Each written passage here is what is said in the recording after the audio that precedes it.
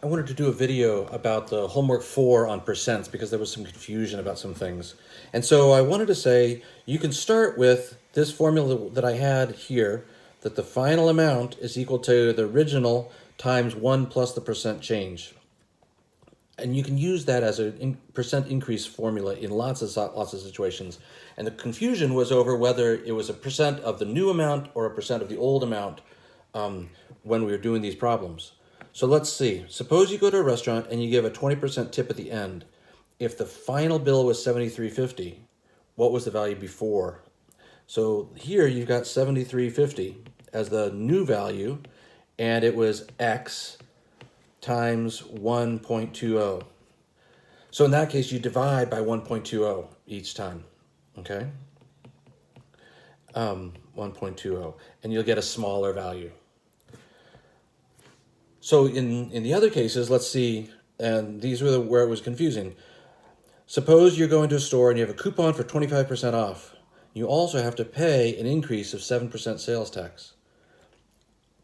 And in these two examples, A and B, if the price before the tax was $37.50 or $37.75, what was the final bill? That's what we want to know. In this example, the final bill was $60.95.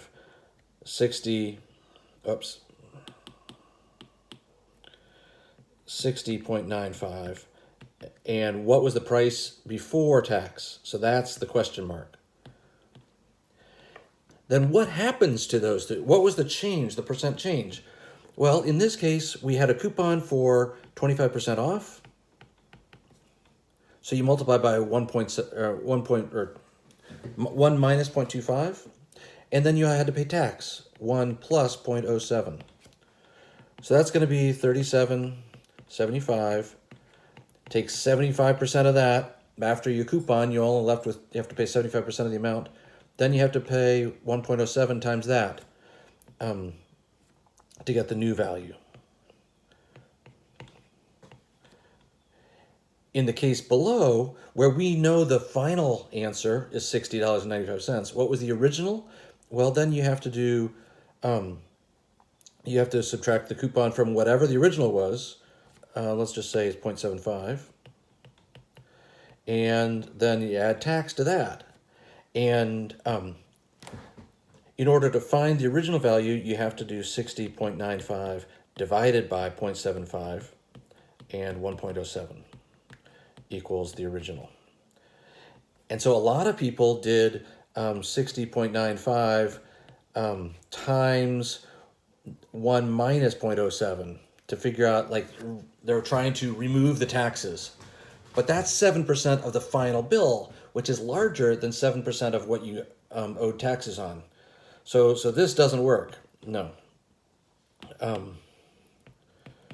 That's 7% of the larger amount. And so you can't just subtract 7 from the big amount to get what you started with. You have to do this divide by 1.07. Then the other example in the homework was a city currently has 30,000 people and it increases by 5% each year.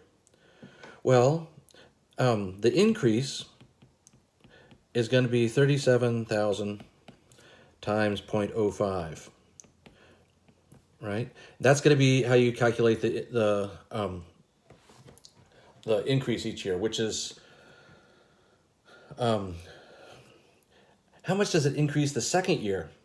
It increases the second year not by the same amount, because now it'll have a larger population. And so to figure out the population after 2 years,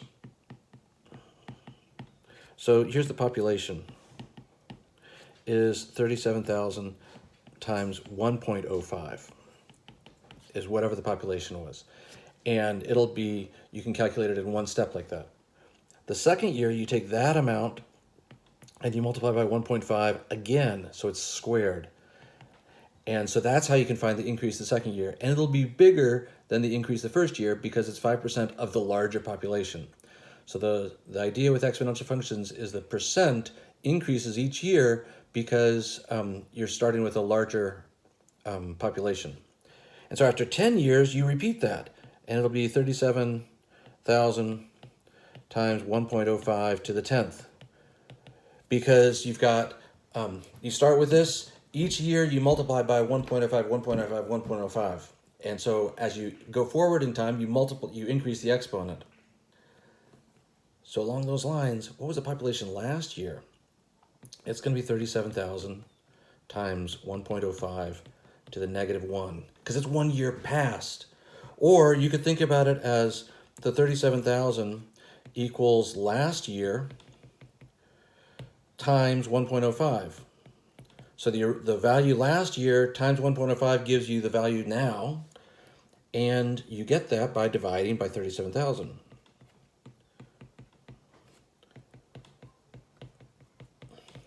And dividing in a fraction is a negative exponent.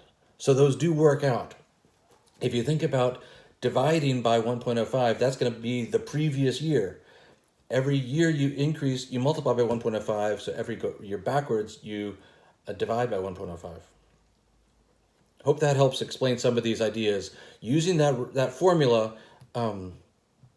this new value is the original value times the 1 plus the rate, or 1 minus the rate if it's a decrease. That's really critical for solving these problems.